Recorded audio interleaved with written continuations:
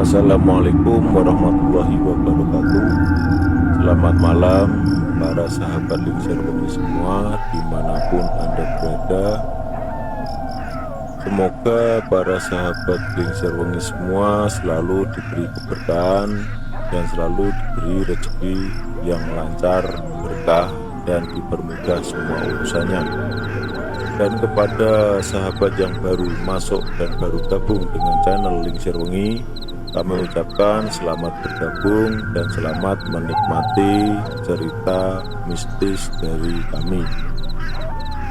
Langsung saja malam ini kami akan membawakan sebuah cerita yang tentunya mistis. Jangan lupa aktifkan tombol subscribe, like, dan tekan tombol lonceng untuk mendapat notifikasi di saat Lingser Wengi update cerita mistis terbaru. Nggak perlu lama-lama lagi, mari kita langsung menuju ke ceritanya. Lingser Wengi.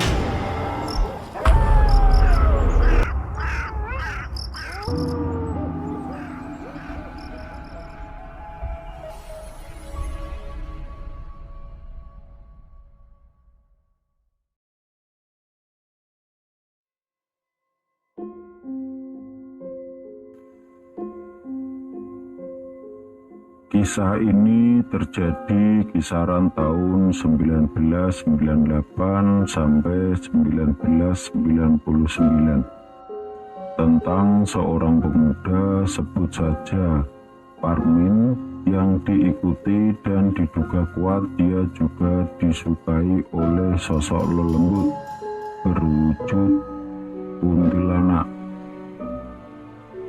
Selama hampir 40 hari sejak pertama kali Parmin melihat sosok itu, perhatian demi perhatian terus diberikan oleh sosok kuntilanak itu, yang tentunya menjadi teror yang sangat mengganggu dan menyeramkan baginya. Bagaimana itu bisa terjadi? Seseram apakah terornya? Bagaimana Parmin tahu sosok kuntilanak itu bernama Sung? Temanggung 1998. Di sebuah dusun kecil yang berada di kecamatan paling utara di Kabupaten Temanggung, di rumah sederhana tinggallah seorang pemuda 22 tahun bernama Suparmin. Ia anak tunggal dan hanya tinggal dengan ibunya. Ayahnya sudah meninggal sejak Suparmin berumur 8 tahun. Suparmin memang bukan keluarga kaya, tapi tidak bisa juga disebut dengan keluarga miskin, karena nyatanya ia bisa sekolah hingga lulus SMA dari usaha ibunya membuat keripik singkong. Sejak lulus, Suparmin menjadi tangan kanan ibunya, menyuplai keripik singkongnya ke warung-warung hingga ke pasar. Bersamaan dengan pecahnya krisis moneter tahun itu, di tahun 1998, permintaan justru meningkat, tapi tidak dibarengi dengan pemasukan yang malah berkurang. Karena dampaknya banyak pedagang yang menghutang. Tapi itu tak begitu membuat usaha Parmin dan ibunya goyah. Mereka tetap berjalan, meski harus terbiasa dengan sistem yang berbeda.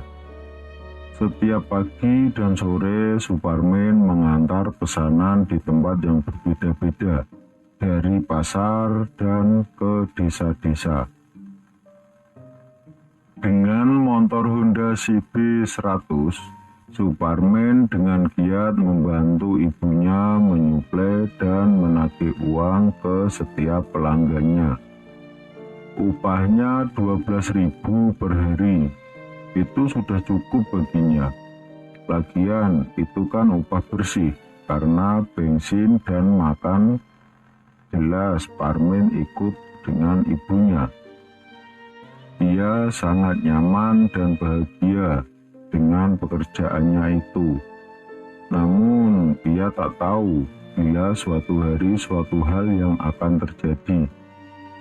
Suatu hal yang hampir merubah hidupnya selamanya.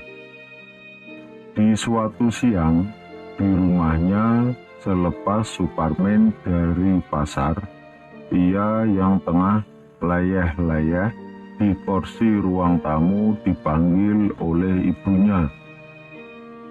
Parmen diminta untuk mengambil bahan baku keripiknya di tempat Pak Sarman, seorang petani ketela yang menjadi salah satu penyedia bahan baku untuk usaha keripik singkongnya. Kang Sarman, apa ora ana liyane to, Mak? Kok neng Wo Supri ae to? Jawab Parmen seraya menyarankan untuk mengambil saja ke Pak D. Supri, petani ketela tetangganya. Nanggone Wo Supri durung panen. Wes lek mangkat selak sore, mengko liwat Sigrowong nek kesoren ra ilok. Punya Pak D. Supri belum panen. Sudah, sana segera berangkat saja, nanti lewat Sigrowong lu. Kalau kelewat malam pamali, kata ibunya dari dapur, sambil mengingatkan Parmen karena jalan menuju rumah Pak Sarman melewati daerah Sigrowong, salah satu tempat di wilayah hutan pinus di pinggiran Kabupaten Temanggung. Parmen yang masih rebahan di kursi pun menoleh ke arah jam dinding yang menunjukkan pukul 13.30. Nggak usah, Mak, tak ngeliyep sedilok, kata Parmen kepada ibunya, yang sebenarnya ia agak malas untuk ke tempat itu. Hingga tak terasa Parmen pun ketiduran dan dibangunkan kembali oleh ibunya. Parmen, iki wis jam 4:30 lho, cepet lek mangkat, kata ibunya membangunkan Parmen dengan agak marah. Parmen pun buru-buru keluar, menyalakan motornya dan berangkat menuju tempat Pak Sarman.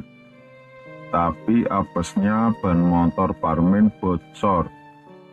Dia menyadari setelah merasakan sisi bagian belakang motornya yang mulai tak enak tepat di ujung desa depan jalan raya. Tak mungkin ia pergi ke tempat Pak Sarman dengan posisi ban belakangnya bocor. Dengan lesu ia pun turun dan mendorong motornya ke tambal ban pinggir jalan raya, yang untungnya tidak begitu jauh dan terlihat masih buka. Ditambalkanlah ban motornya, Parmen menunggu dengan agak gelisah.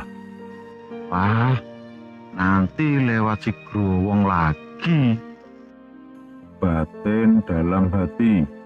Tapi ini memang kesalahannya yang tidak mengindahkan omongan dari ibunya untuk berangkat siang tadi.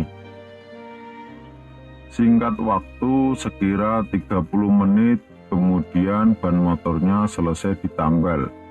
Setelah membayar, Parmen langsung tancap gas menuju rumah Pak Sarman. Waktu sudah menunjukkan sekitar pukul 5 sore. Langit juga terlihat sangat redup. Tak ada yang ganjil di perjalanannya sampai akhirnya 100 meter sebelum Parmen melewati daerah itu, yaitu daerah Sigrowong. Ia mulai mengurangi kecepatannya dan menyalakan lampu depannya karena langit juga sudah hampir gelap. Dari kejauhan Parmen melihat seorang sosok wanita mengenakan kaos oblong putih.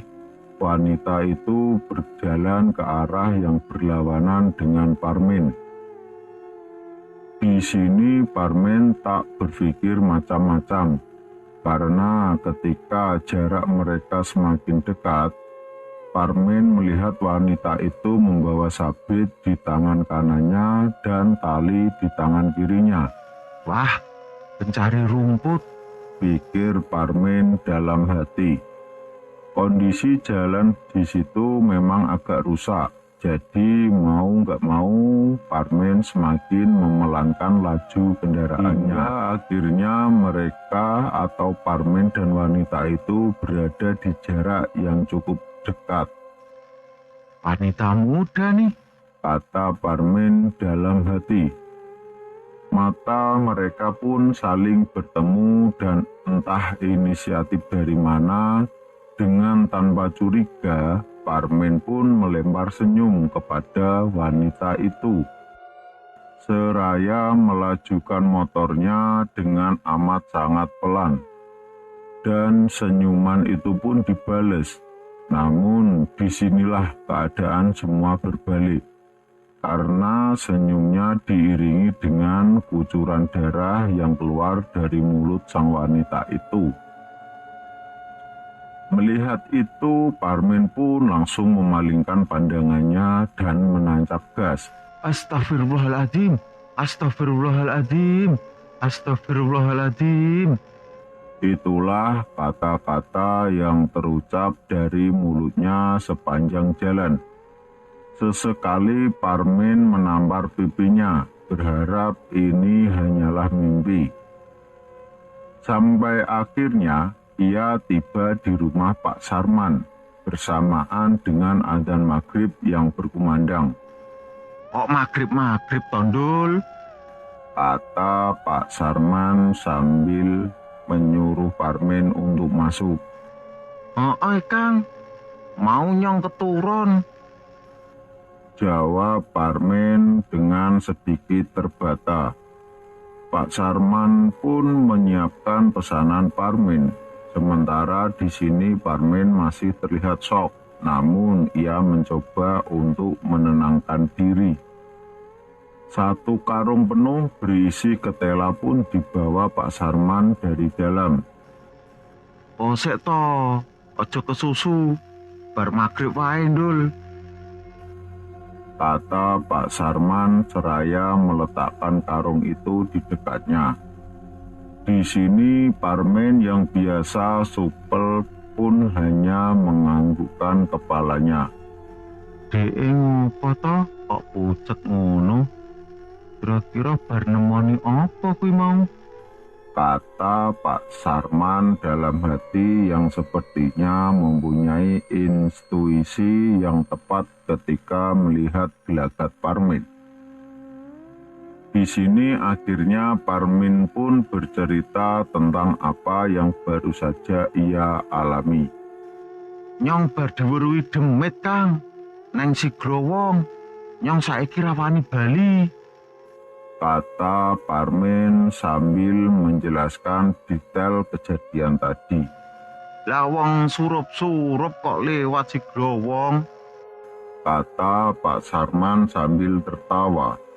Seakan tahu resiko lewat di daerah situ saat petang hari. Dan si Parmen pun tak berani pulang, tapi dalam hatinya ia tak mungkin membiarkan ibunya di rumah sendirian. Ibunya juga pasti akan khawatir, sementara Pak Sarman juga tak bisa mengantar karena selain tak berani, beliau juga tak mempunyai kendaraan. Akhirnya setelah menenangkan diri dan mengumpulkan keberanian, Parmen pun memaksakan diri untuk pulang membawa satu karung penuh ketela yang diikat di jok bagian belakang motornya. Tak henti-henti Parmen berdoa dalam hati di sepanjang perjalanan. Hingga ketika Parmen melewati di daerah itu lagi, tempat di mana ia bertemu dengan sosok wanita menyeramkan itu. Jantungnya berdegup kencang, pandangan matanya ia luruskan ke depan. Ia tak berani menoleh Dan sekiranya beberapa meter setelah ia melewati tempat itu, tiba-tiba seperti ada sesuatu yang menumpang di bagian belakang. Parmin sangat bisa merasakan ini motornya terasa lebih berat. Di sini pikiran Parmin mulai bermacam-macam, namun ia tak berani memeriksanya. Yang bisa ia lakukan adalah tancap gas. Dan bagaimana caranya agar ia bisa cepat sampai ke rumahnya. Hingga ia pun sampai di pintu masuk gapura desanya. Disinilah Parmin baru berani untuk berhenti dan memeriksa ada apa di belakangnya. Namun setelah dilihat, dia tak menemukan apa-apa. Parmin pun menghela nafas lega dan menjalankan kendaraannya lagi untuk menuju rumahnya. Ia pun sampai di rumahnya. Ibunya yang khawatir sedikit memarahinya. Namun di sini Parmin tak menceritakan apa yang tadi ia alami kepada ibunya. Di sini Parmin menggunakan ban bocor sebagai alasan mengapa ia pulang agak terlambat. Dengan muka lesu, Parmin mengangkat satu karung ketela itu menuju dapur di bagian belakang rumahnya. Ia pun mencuci mukanya dan segera masuk ke kamar. Suparmin merebahkan diri di atas ranjangnya sambil merenungi apa yang terjadi dan apa yang baru ia alami. Ia seperti tak percaya karena ini adalah pengalaman pertamanya bersentuhan dengan dunia lelembut. Seketika rasa ketakutan kembali muncul mengingat wajah dari wanita itu. Ia segera keluar dari kamarnya dan menemui ibunya di dapur yang tengah melepaskan ketela dari kulitnya dengan air. Parmin pun membantu ibunya tanpa ada obrolan yang mengiringi mereka. "Apakah aku harus cerita?" Batin Parmin, walau sampai aktivitas itu selesai tak ada satu kata pun yang terucap dari mulut Parmin. Waktu sudah semakin malam. Ini waktunya istirahat. Sementara Parmin mulai merasakan pegal dan berat di pundak bagian kanannya. Entah apa penyebabnya, yang jelas ia tak mencoba untuk berpikir yang aneh-aneh. Tapi semakin lama pundaknya semakin berat saja. Badannya juga terasa menjadi nggak enak. Ia mencoba untuk tak menghubung-hubungkan hal itu dengan kejadian tadi. Meski sebenarnya firasatnya berkata ini pasti ada hubungannya. Di sini Parmin yang mulai lemas mencoba untuk tidur. Ia sebenarnya juga sangat mengantuk. Tapi ketika memejamkan mata, bayang-bayang dari sosok wanita itu selalu terbesit dan selalu muncul di pikirannya. Entah kenapa Parmin merasa tak sendiri. Walau tak terlihat, tapi ia merasa ada orang lain di kamarnya selain dia. Berulang kali ia merubah posisi tidurnya. Entah berapa lama ia mencoba untuk tidur tidak bisa. Hingga tiba-tiba seperti ada bau wewangian yang lewat merasuk di indera penciumannya. Seketika itu Parmin terperanjat dan kini merubah posisinya menjadi duduk di atas ranjangnya. Dahinya mengkerenyit, matanya mengawati setiap sudut kamarnya seraya meyakinkan apakah bau itu benar adanya. Tapi setelah diamati, nyatanya memang benar, bau melati itu berkutat kuat di dalam ruangan kamarnya. Parmen mulai ketakutan dan kembali meringkuk di ranjangnya dengan selimut tipis menutupi seluruh tubuhnya hingga kepala. Di balik selimut, Parmen terus berdoa meskipun itu tak begitu membantunya mengurangi rasa takut. Jangan-jangan dia ikut pulang ke rumah, batin Parmen. Dan di antara ketakutannya yang tak tergambarkan itu, tiba-tiba saja terdengar suara yang seperti memanggilnya. Mas Parmen. Suara itu terdengar lagi, dan ini jelas bukan halusinasi Parmen. Selang beberapa lama, Mas, suara itu kembali terdengar dengan nada yang lebih panjang. Suaranya adalah suara dari seorang wanita. Yang jelas itu bukan suara ibunya. Mendengar itu, keringat Parmen mulai bercucuran. Lidahnya pun keluh. Jelas Parmen gak berani membuka selimutnya. Ia sangat ketakutan dan terus memejamkan matanya. Parmen merasa suara itu berada tepat di samping tempat tidurnya. Mas Parmen.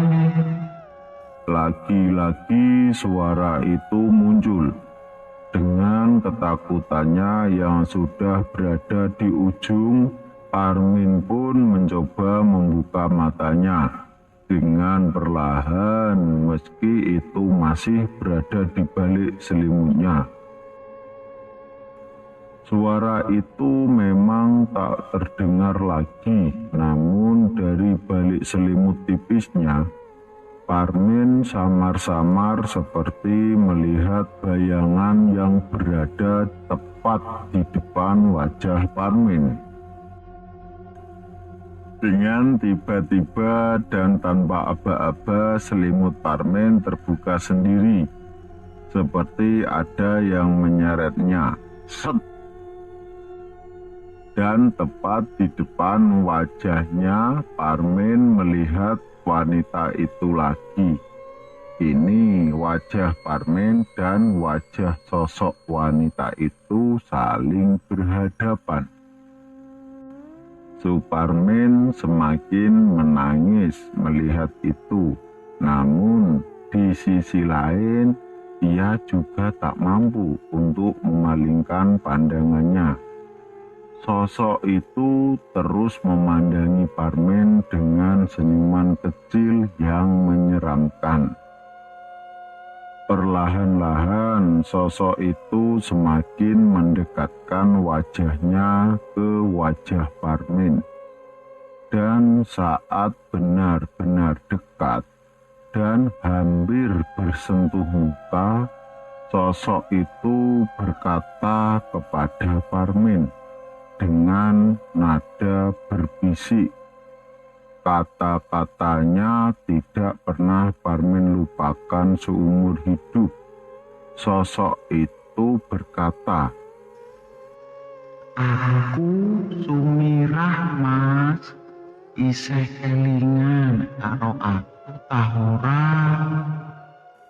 Kata sosok itu seraya melebarkan senyumnya, dan sosok itu pun memeluk Parmen hingga erat. Parmen mencoba berontak sekuat tenaga, namun justru dibalas dengan tawa cekikikan oleh sosok itu. Sampai akhirnya Parmen bisa berteriak sekuat tenaga dan sosok itu pun menghilang begitu saja. Tak selang beberapa lama, ibunya yang nampaknya mendengar teriakan Parmen datang menghampiri ke kamar. Malam itu menunjukkan sekitar pukul 2 dini hari. Ana apa to, Men? Kata ibunya seraya mendekat ke Parmen yang masih di atas ranjang dengan keringat yang bercucuran. Ana demit, Ma, ana demit. Kata Parmen sambil menangis dan terbata. Sang ibu pun mencoba menenangkan Parmen dan mengajaknya untuk pindah ke kamar ibu. Parmen pun menurut dan segera beranjak dari ranjangnya dan tidur di kamar ibunya tanpa menceritakan lebih detail tentang apa yang baru saja ia alami. Singkat cerita, esok hari pun tiba. Parmen terbangun dengan lesu. Ia berjalan pelan dan duduk di ruang tamu, melamun memikirkan tentang kejadian semalam. Di pagi yang dingin itu, refleks spontan Parmen menyilangkan tangannya ke dua lengannya untuk meminimalisir rasa dingin di pagi itu. Namun ketika tangannya menyentuh lengannya, Parmen seperti merasakan sakit di kedua lengannya. Parmen pun memeriksanya dan anehnya terdapat luka lebam yang membiru di kedua sisi lengannya. Tak sengaja juga ia mengusap mukanya dengan merasakan sakit yang sama.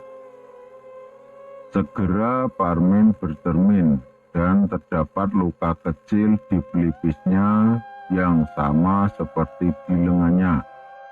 Aneh sekali, luka ini tiba-tiba muncul begitu saja tanpa sebab. Parmen mencoba untuk tidak mempedulikan itu. Bergegas ia menuju ke dapur dan duduk di depan pawon atau tungku perapian. Terlihat ibunya juga yang tengah memasak. Sembari membunuh dingin, Parmen melamun menatap api yang membara di tungku itu. Tak selang beberapa lama, lamunan Parmen dipotong oleh perkataan ibunya. Mula nek dikandhani makne iki sok digugu. Dhek mesti diintili demit.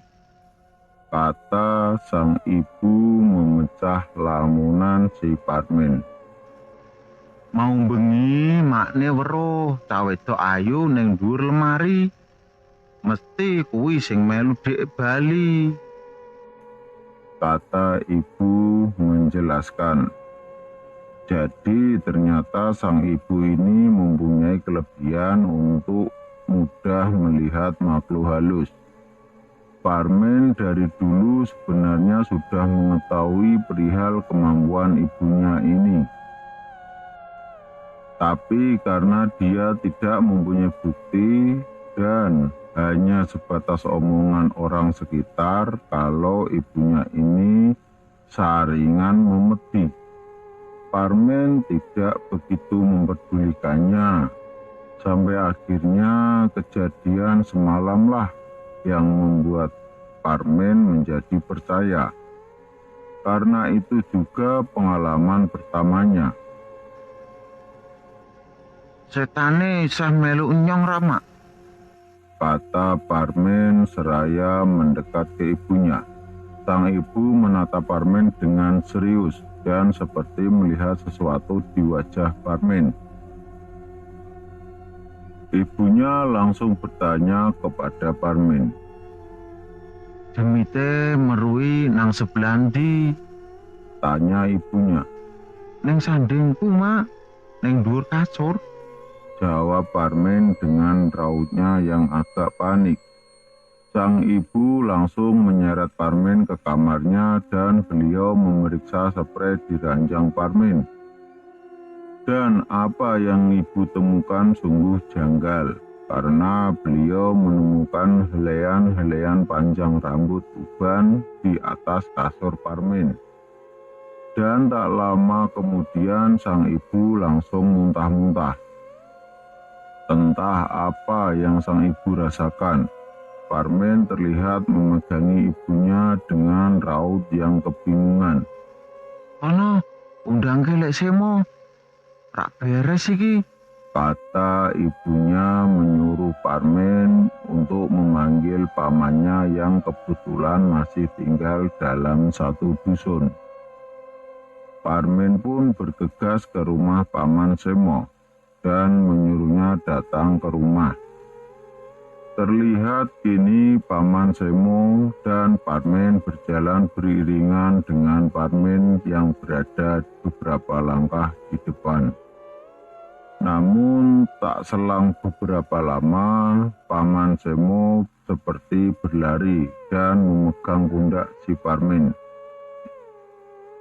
Tampaknya paman Semo tahu akan sesuatu dan sampailah mereka di rumah. Bertemulah paman Semo dengan sang ibu. "Ini Parmen kok kayaknya diikutin. Ini saya sudah nemuin rambut di atas kasurnya," kata ibu Parmen seraya memperlihatkan temuan rambut itu. "Iya yu, nyong wis ngerti. Lah kuwi demite, ket mau gandeng tangane terus," kata paman Semo sembari menengok ke arah Parmen. Parmen geser dari tempat berdirinya semula seraya mengelus lengannya. Ia tentu terlihat sangat ketakutan. Meski Parmen tak bisa melihat sosok yang menggandeng tangannya itu, yang jelas saat itu Parmen hanya merasakan berat dan pegal pada sisi lengan kanannya. Sedikit informasi, paman Semo ini adalah adik kandung dari ibunya Parmen, dan beliau juga mempunyai kemampuan seperti ibu Parmen, namun bisa dikatakan kemampuannya ini benar-benar diasah. Jadi paman Semo ini terlihat lebih menguasai. Singkat cerita, hari ini semua aktivitas sehari-hari yang biasanya dilakukan Parmen dan ibunya benar-benar ditunda dan fokus untuk mengatasi Parmen. Entah kenapa sang ibu terlihat sangat khawatir dengan Parmen. Beliau seperti mempunyai firasat kalau sesuatu ini akan berkepanjangan. Dan setelah itu mendudukkan Parmen di ruang tengah. Di sini Parmen sudah mulai bergelagat agak aneh. Matanya melirik ke sana kemari dan sesekali terlihat tersenyum. Sang paman pun mengajaknya bersalaman sambil mengucapkan doa-doa. Tak selang berapa lama tubuh Parmen pun menggelinjang dan mengeluarkan suara tertawa yang memekik. Suaranya pun bukan suara Parmen, melainkan suara seorang wanita. Parmen kerasukan. "Aja dimek-mek aku," kata sosok yang merasuki tubuh Parmen seraya mengibaskan tangannya yang tadi bersalaman dengan paman Semo. Sosok itu pun kembali tertawa dengan kedua tangannya berada di dada dengan pose yang sangat aneh dan seram. "Sopo ki? Saka ngendi? Ana apa rene? Dadi yo metu," kata paman Semo kepada sosok yang merasuki Parmen. "Apa aku? Aku sopo yo? Aku Sumira."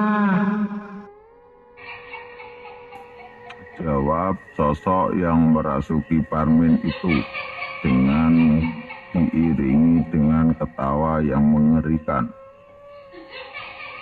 Tawanya semakin tak terkendali sampai membuat para tetangga Parmin berdatangan, dan setelah itu Paman Semo pun memegang kepala Parmin. Ia membacakan doa-doa. Parmin pun terkulai tak sadarkan diri. Dan digotonglah Parmin masuk menuju kamarnya. Sementara para tetangga mulai riuh menanyakan apa yang terjadi. Di sini sang ibu agak lega. Setelah beberapa saat kemudian Parmin terlihat sudah siuman. Walau belum terkuak apakah makhluk itu benar-benar pergi atau hanya keluar saja dari raga Parmin. Singkat cerita, malam pun tiba. Parmin sudah tidak merasakan berat lagi di pundaknya. Walau di hatinya masih gelisah, takut makhluk itu mendatanginya lagi.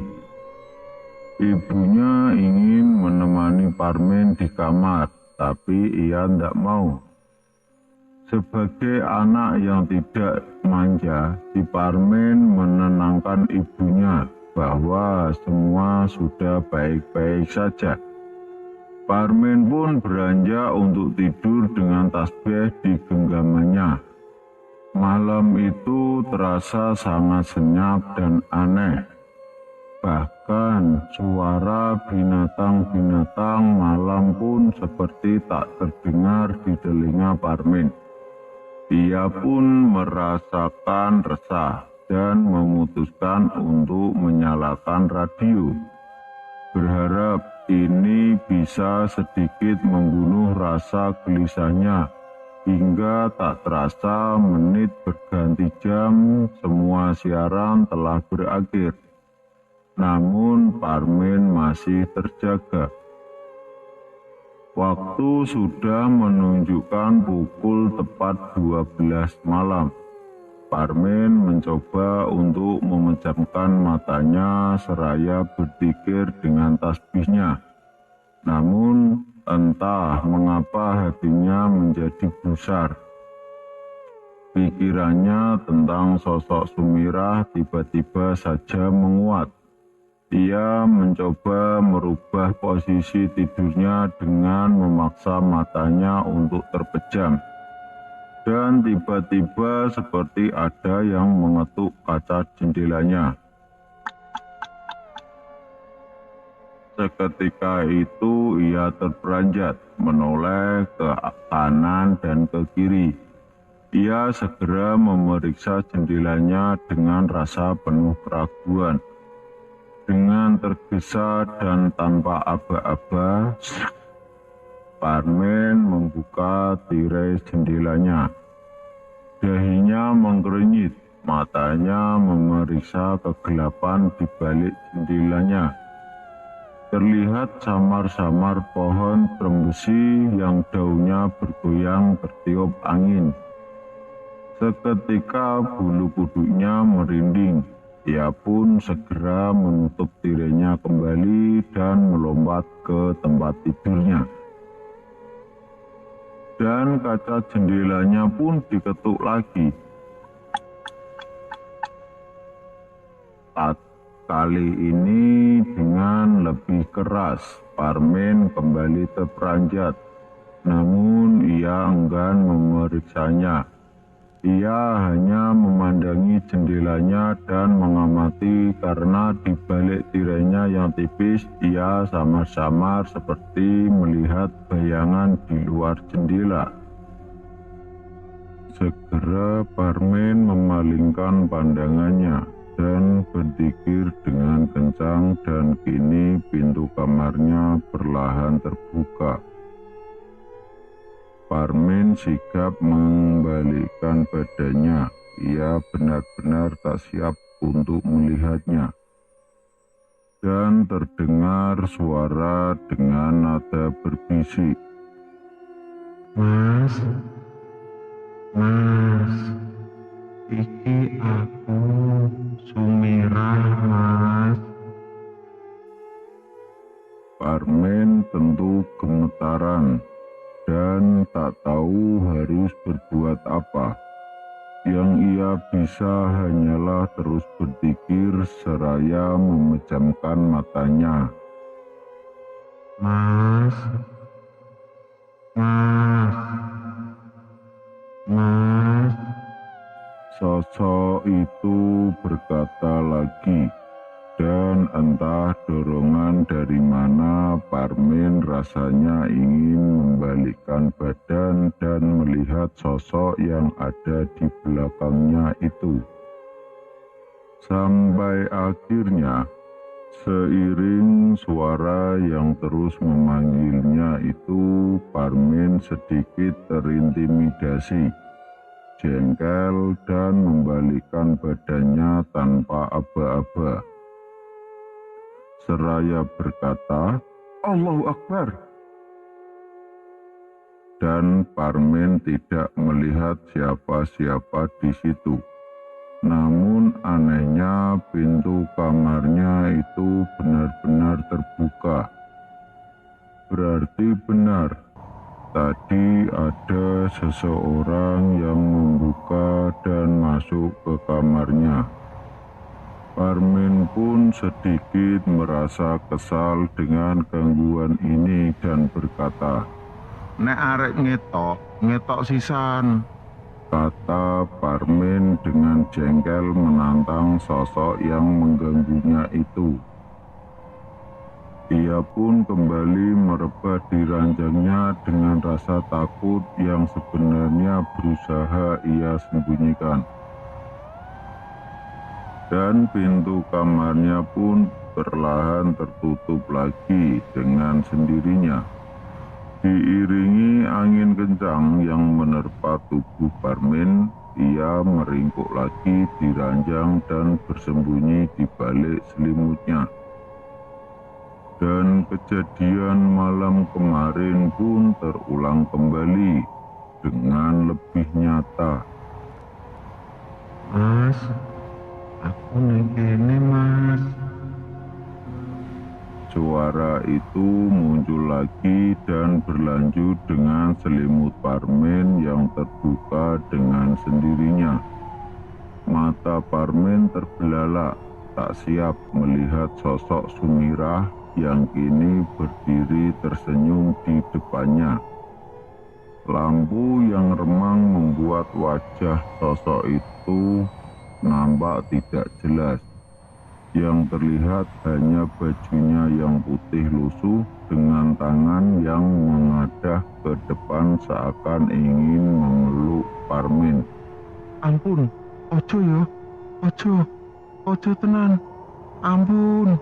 Kata Parmen, seraya memundurkan posisinya. Ia kembali menarik selimutnya. Parmen menangis dan berdoa meski nyatanya kini sosok Sumirah mendekat dan meraba-raba tubuh dari balik selimut. Terlihat bayang-bayang wajah dan tangan yang semakin membuat Parmen rasanya hampir mati ketakutan. Mas, ayo melu aku, Mas. Kata sosok itu dengan nada berbisik dan diakhiri dengan tawa yang serak dan memekik.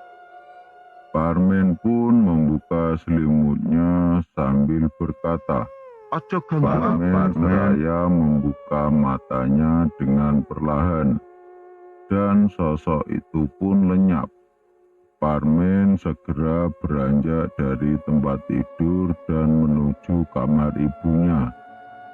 Namun belum sampai ke kamar ibunya, langkahnya kembali terhenti karena ada sosok yang tengah berdiri di atas meja di ruang tengahnya.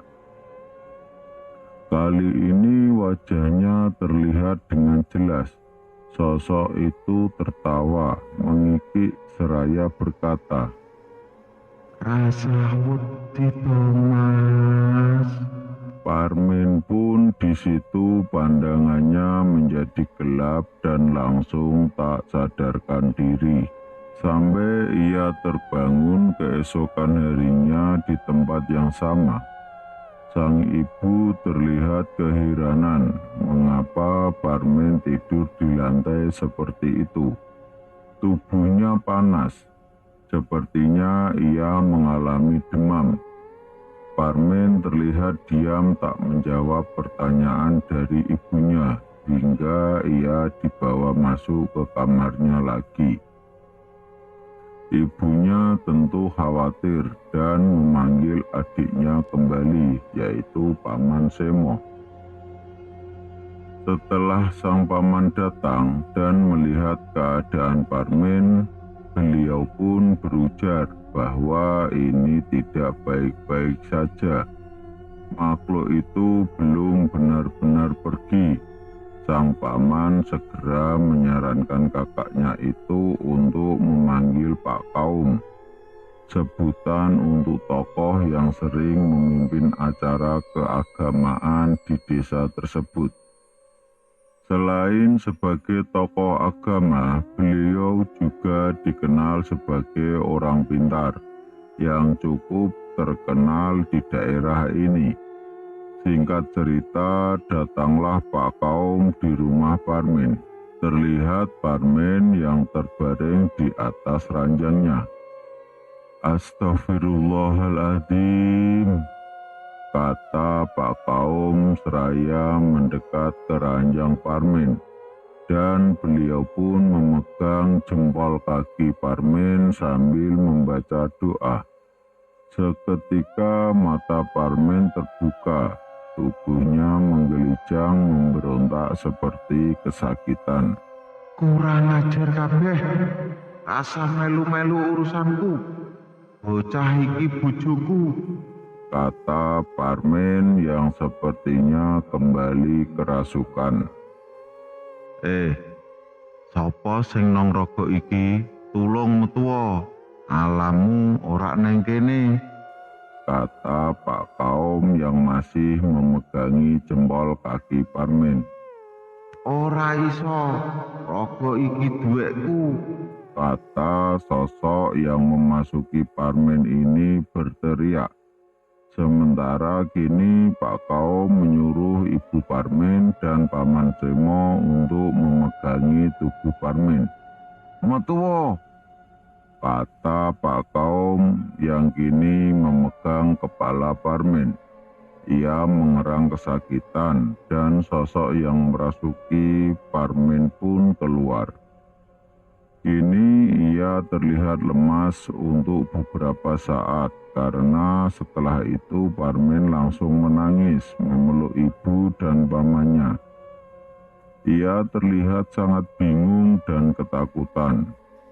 "Sadurunge awak dhewe ngerti sebab musababe lan saka ngendi asale, lelembut mau ra bakal lunga," kata Pak Kaum memotong. Dan sang ibu, paman, serta Pak Kaum pun mulai menanyai sedikit demi sedikit kepada Parmin. Dari bagaimana ia bertemu dan apa saja penglihatan yang sudah Parmin alami. Namun Parmin tak tahu pasti. Yang ia ingat adalah sore itu ketika ia bertemu dan melempar senyum kepada seorang wanita yang ternyata adalah Sum, kuntilanak ini, di wilayah hutan pinus Sigrowong. Kenapa Parmin harus melempar senyum kepada lelembut itu? Tanya mereka bertiga kepada Parmin. Ya, alasan masuk akalnya adalah Parmin memang tidak tahu kalau itu adalah lelembut. Dan waktu itu memang Parmin yang tersenyum terlebih dahulu. Jadi menurut analisa dari Pak Kaum, Mungkin senyum dari Parmin itulah yang membuat sum kuntil terpikat. Dari mana kuntilanak berasal kini sudah diketahui oleh Pak Kaum, Ibu, dan Pak Semo. Kini tinggal penyebabnya yang masih semu. Pasalnya, dari beberapa kasus serupa yang Pak Kaum tangani, kasus Parmin ini bisa dikatakan beda dan tak biasa. Karena menurut beliau Parmin ini bukan hanya sekedar diikuti, tapi juga sepertinya diingini oleh lelembut itu. Selang beberapa lama, Pak Kaum mulai membalur-baluri sudut-sudut ruangan di kamar Parmin dengan air yang sudah didoakan, berharap ini bisa menjadi benteng agar sosok itu tidak mengganggu Parmin lagi. Tapi di akhir prosesi Pak Kaum berkata, kalau ini mungkin bersifat sementara, karena menurutnya kuntilanak ini cukup kuat, tapi beliau berjanji akan berusaha semampunya. Dan itu sepertinya cukup berhasil meredam gangguan yang dialami Parmin. Terbukti selama hampir sebulan Parmin tidak lagi dirasuki atau mengaku didatangi sosok itu lagi. Walau dalam hampir sebulan itu Parmin benar-benar ambruk dan sakit. Tak jelas apa penyakitnya, yang ia lakukan hanya berbaring di ranjangnya. Ia juga kini terlihat kurus dan tak banyak bicara. Meski beberapa hari sekali Pak Kaum juga menjenguknya. Sang ibu mulai terlihat pasrah, usahanya juga kacau dalam sebulan ini. Sampai akhirnya Parmin pun bicara kepada ibunya. Kata-katanya membuat ibunya menangis. Mak, enyang wis ra kuat. Ikhlas ke wae yo, Mak, kata Parmin dengan lirih tak bertenaga. Jadi selama ini ternyata sosok Sum itu masih selalu mendatanginya, entah lewat mimpi atau nyata dengan duduk di samping ranjang Parmin. Menurutnya kuntilanak beberapa kali berkata kalau dia menyukai dan mencintai Parmin. Kuntilanak pernah berkata kalau ia suka dengan Parmin sejak pertama kuntilanak bertemu, dan berulang kali kuntilanak juga berkata kalau Parmin mirip dengan kekasihnya dulu. Awalnya Parmin memang menolak dan selalu menyuruh kuntilanak untuk pergi. Tapi kuntilanak itu nggak mau pergi dan mengancam akan membawa malapetaka kalau Parmin menolak. Parmin pun pasrah. Hampir setiap malam ia peluk serta digayangi, dan itu sekitar 3 hari pasca terakhir kali kuntilanak merasuki tubuh Parmin, dan puncaknya adalah semalam, yaitu malam sebelum ia bercerita kepada ibunya tadi. Malam itu seperti biasa, Parmin terbaring lemah di ranjangnya. Matanya terpejam, tapi sebenarnya ia tidak tidur. Sejak kedatangan kuntilanak, Parmin hampir lupa kapan ia terakhir kali tidur dengan nyenyak. Ia membuka matanya untuk melihat jam yang sudah menunjukkan pukul 12.30 malam dan kembali memejamkan matanya. Tubuhnya lelah, tapi ia tak benar-benar terlelap. Tak selang beberapa lama, angin berhembus perlahan meniupkan bau wangi bunga yang entah bunga apa yang wanginya seperti itu. entah melati, bunga kamboja, atau kenanga. Yang jelas ini adalah pertanda kehadiran kuntilanak sudah di kamarnya. Parmin mulai bersiap menata nafasnya. Nampaknya ia mulai membiasakan diri dengan kehadiran kuntilanak itu, meski ia selalu tak berani menatapnya. Mas, Sapaan khas dari kuntilanak itu. Parmin sempat membuka matanya sebentar dan melihat sosok itu sudah ada di depannya. Selimut yang menutupi tubuhnya hingga dada kini Parmin naikkan hingga menutupi kepalanya. Parmin hanya terdiam menata nafasnya. Ia tak berdoa karena menurutnya selama ini kuntilanak seperti tak mempan dengan doa-doa yang diucapkan Parmin. Mas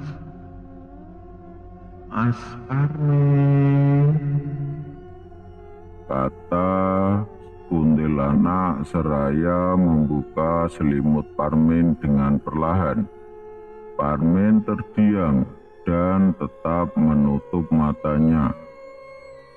Ia pun mulai digerayangi dan dipeluk dari sisi samping. Inilah yang biasa dilakukan kuntilanak kepada Parmin setiap malamnya. Sampai akhirnya untuk pertama kali sum kuntilanak mulai naik dan duduk di atas tubuh Parmin. Ia tak bisa bergerak, dada Parmin mulai digerayangi. Kuntilanak juga mendekatkan wajahnya ke wajah Parmin, meski matanya masih terpejam. Parmin mengaku tetap melihat kuntilanak dalam pikirannya. Sosok itu pun perlahan mulai menggoyang-goyangkan tubuhnya yang masih menindih Parmin sambil tertawa lirih dan memanggil-manggil Parmin dengan sebutan Mas. Sembari terus menggoyangkan tubuhnya, sosok kuntilanak membekap mulut Parmin dan membuat Parmin membuka matanya. Kuntilanak pun berkata, bali neng Srik Bawong yuk Mas, rapi karo aku. Kata kuntilanak sambil mengikik. Parmin yang mulai sulit bernapas ini mulai memberontak, menggerak-gerakkan kepala dan tubuhnya. Meski awalnya sangat sulit, namun akhirnya Parmin berhasil menghentakkan tubuhnya hingga sosok kuntilanak pun menghilang. Posisi Parmin setengah duduk kali ini, keringatnya bercucuran. Rasa takutnya kali ini benar-benar memuncak dan tak tergambarkan. Entah apa alasan kuntilanak berkata seperti itu sambil membekap mulutnya.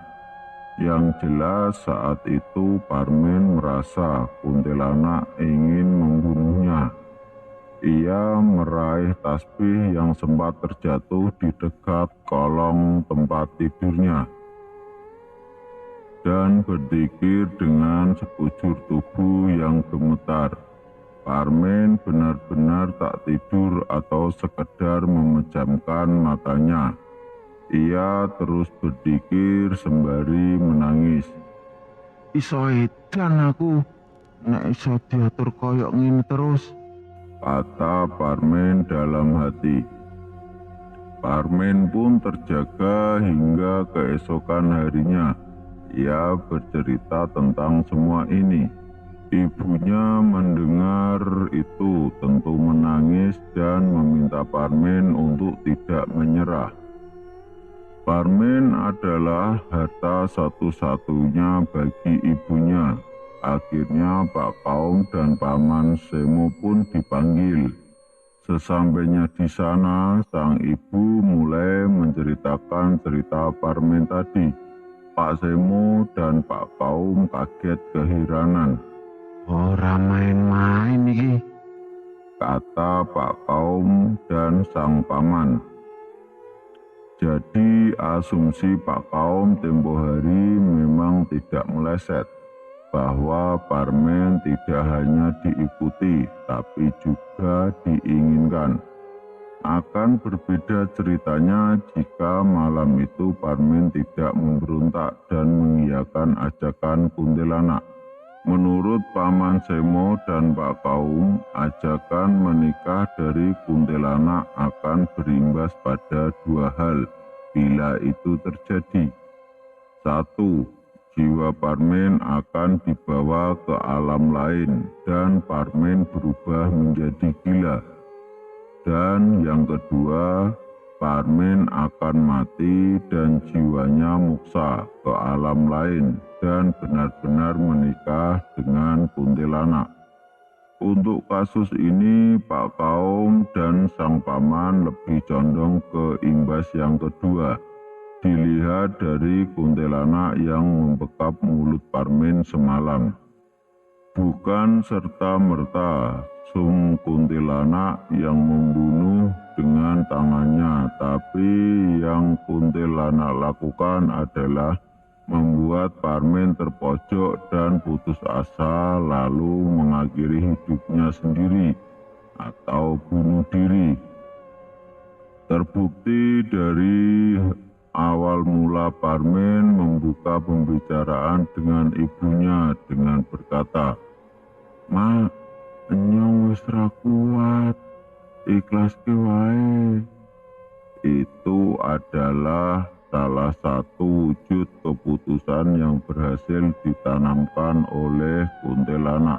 Menurut Pak Kaum, di sini kalau hanya ruqyah sepertinya kurang cukup untuk mengatasi. Karena penglihatan Pak Kaum berkata kalau kuntilanak tidak berada di rumah ini. Ia hanya akan datang di setiap malam untuk meneror Parmen dan akan kembali lagi ke tempat asalnya. Menunggu Parmen semakin putus asa dan mengakhiri hidupnya. Tak ada kehadiran Parmen dalam pembicaraan ini, karena ia masih terbaring lemas di kamarnya. Setelah obrolan yang cukup panjang, Pak Kaum, sang paman, dan ibu pun masuk ke dalam kamar Parmen. Rencana Pak Kaum ingin menghadirkan kuntilanak agar memasuki raga Parmen dan bisa mencegah siasat kuntilanak dengan cara berdialog. Tapi benar saja, asumsi Pak Kaum bahwasanya kuntilanak tak berada di rumah ini. Kuntilanak tak hadir merasuki tubuh Parmen. Memang tak akan pernah hadir. Ada satu solusi yang tersirat di dalam pikiran Pak Kaum, yaitu ruat mayit. Dalam ilmu kepercayaan kejawen kuno, ruat mayit adalah acara selamatan mirip orang meninggal, namun ditujukan kepada orang yang masih hidup dan sudah dinyatakan menjadi tumbal setan. Ruat mayit ini dilakukan agar orang tersebut selamat dari pertumbalan. Meski Pak Kaum ragu apakah ini bisa menyelamatkan Parmen, tapi ini tetap harus dilakukan. Singkat cerita, diadakanlah ritual ruat mayit itu. Sehari kemudian, ritual itu dilakukan selama 7 hari berturut-turut. Berharap kuntilanak bisa tertipu dengan ritual ini. Dan alhamdulillah ini berhasil. Setelah ritual itu berangsur-angsur Parmen mulai membaik. Tubuhnya yang sempat menjadi kurus kini mulai berisi seperti waktu dulu sebelum Parmin bertemu dengan kuntilanak. Parmin pun mulai bekerja membantu ibunya lagi, walau itu tetap menyisakan setitik trauma. Selama bertahun-tahun Parmin tak berani melewati jalan itu lagi. Jalan di mana pertama kali ia bertemu dengan kuntilanak. Dan hingga cerita ini ditulis, Parmin masih sehat dan alhamdulillah bahagia dengan anak istrinya. Begitu juga dengan ibunya. Semoga beliau-beliau selalu diiringi keberkahan dalam hidupnya.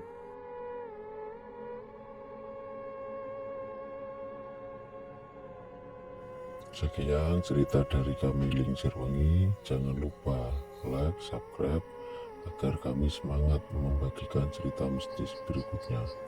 Akhirnya, wassalamualaikum warahmatullahi wabarakatuh.